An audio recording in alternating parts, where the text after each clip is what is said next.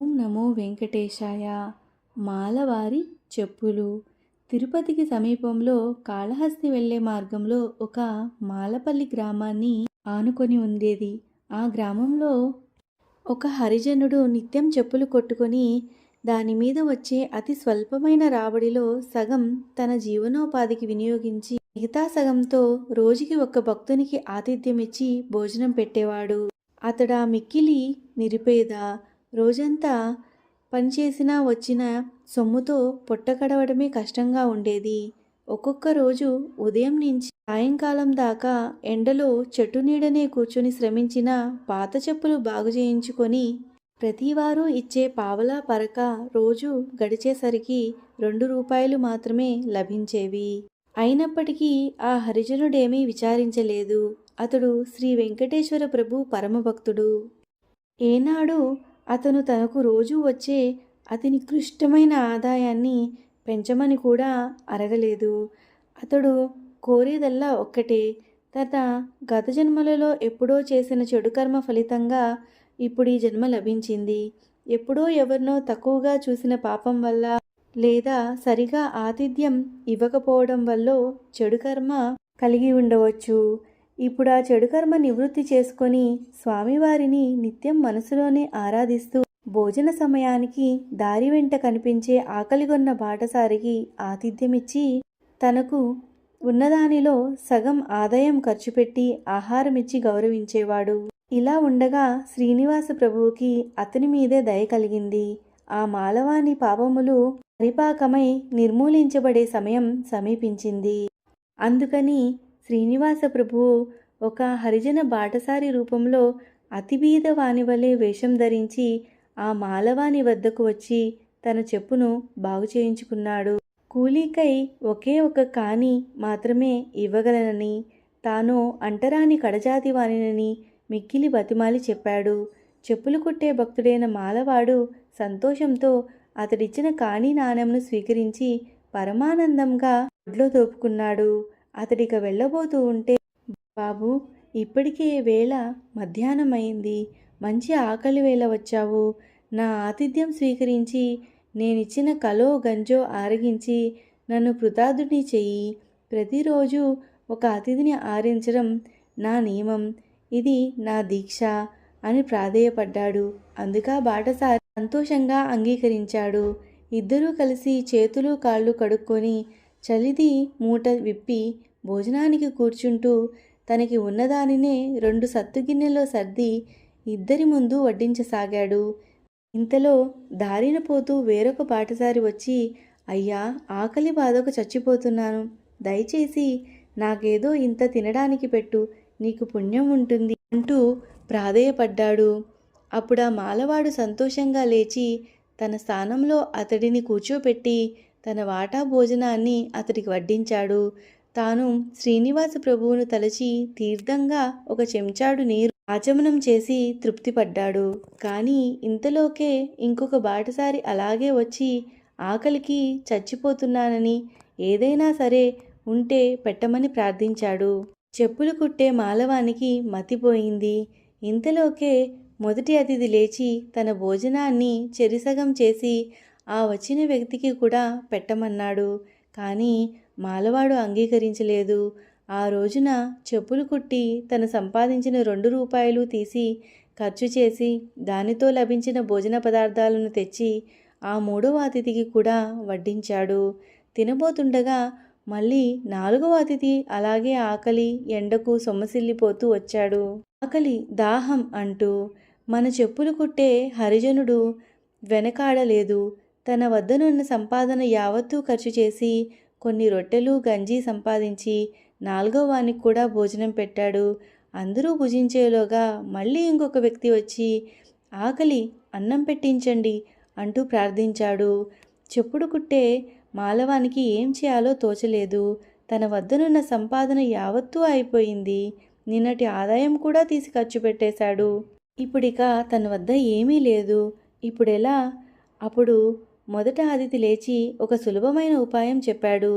నీవు తొడుక్కున్న చెప్పులు అమ్మి ఆ సొమ్ముతో వచ్చిన వానికి భోజనం పెట్టు. నాకు ఒక కాని దక్షిణ కూడా ఇవ్వద్దు అన్నాడు. పరమానందంగా అంగీకరించాడు చెప్పులు కుట్టే హరిజనుడు. కానీ తన చెప్పులు అరిగిపోయే స్థితిలో ఉన్నాయి. అతి కష్టం మీద వాటిని మార్చితే లభించిన కొద్ది సొమ్ముతోనే కొత్తగా వచ్చిన వాడికి కూడా భాగం అమర్చాడు. ఇలా ఒకరి తర్వాత ఒకరు అతిథులుగా వస్తూనే ఉన్నారు. అప్పుడు మొదట వచ్చిన అతిథి రూపంలో ఉన్న శ్రీనివాస ప్రభువు లేచి చెప్పులు కుట్టే మాలవానికి తన చెప్పులు ఇచ్చి వాటిలో ఒక చెప్పు మాత్రమే అమ్మి ఆ వచ్చిన దానితోటే భోజనం ఏర్పాటు చేయమన్నాడు. కానీ ఒక చెప్పు ఎవరు కొంటారు? అయినా అతడు ధైర్యం విడిచిపెట్టలేదు.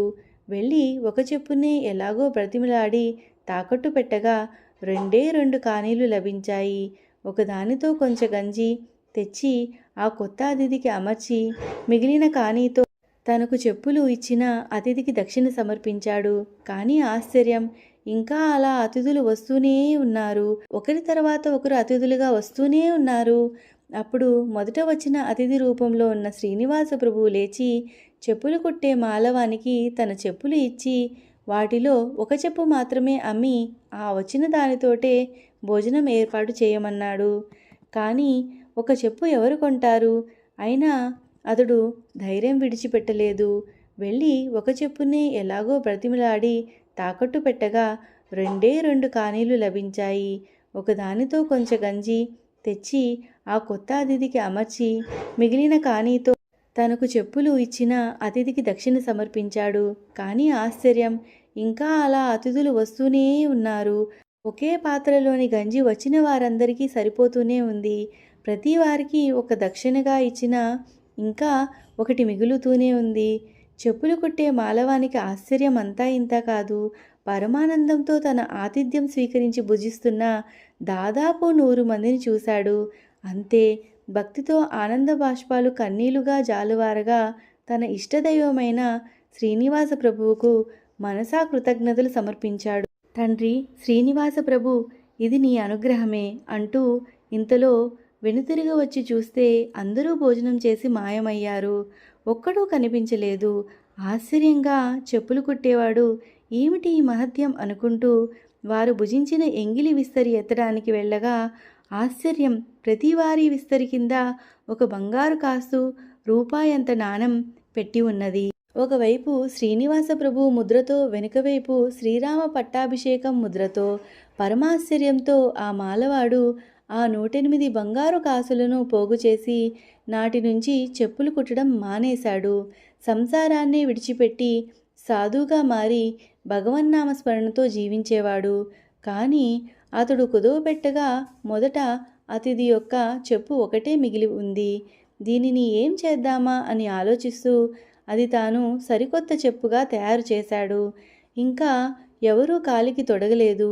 అందుకని దానిని తిరుమల కొండ పాదం వద్ద అలిపిరి గోపురం సమీపంలో మోకాటి పర్వతం ఆరంభంలో శ్రీనివాస ప్రభువుకు మొక్కి ఆ ఒక్క చెప్పు సమర్పించాడు. నమస్కరించి లేచి చూస్తే పరమాశ్చర్యం, తనలాగే ఇంకొక చెప్పులు కుట్టే మాలవాడు సరిగ్గా అతడు ఒకే చెప్పును పట్టుకొని వచ్చాడు. అది స్వయంగా అతను తయారు చేసిందే.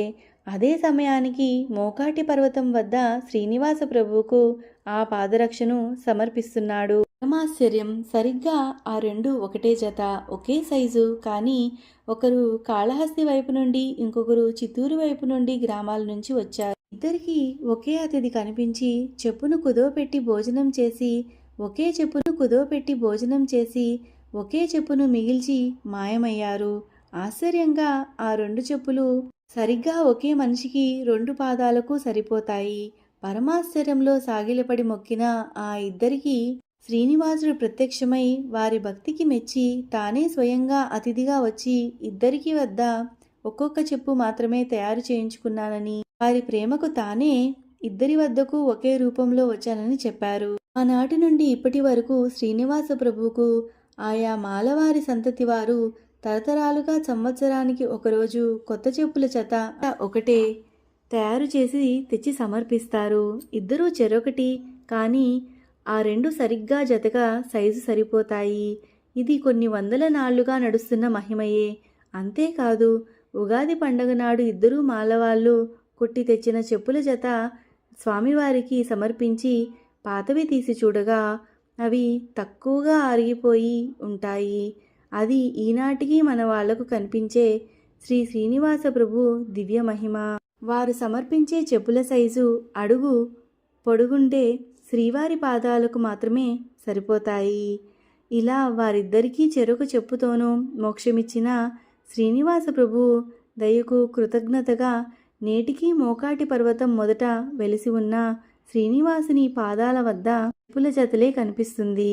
ఆ పాదాలు పూర్వకాలంలో అగస్త్య మహర్షి పూజించినవని చెప్తారు. స్వామివారు అగస్త్యుని తపస్సుకి మెచ్చి ప్రత్యక్షమైన పాదాలే అవి. ఈ ఆద్యాంతం లెరుగని పాదాలు. స్వస్తి. ఓం నమో వెంకటేశాయ.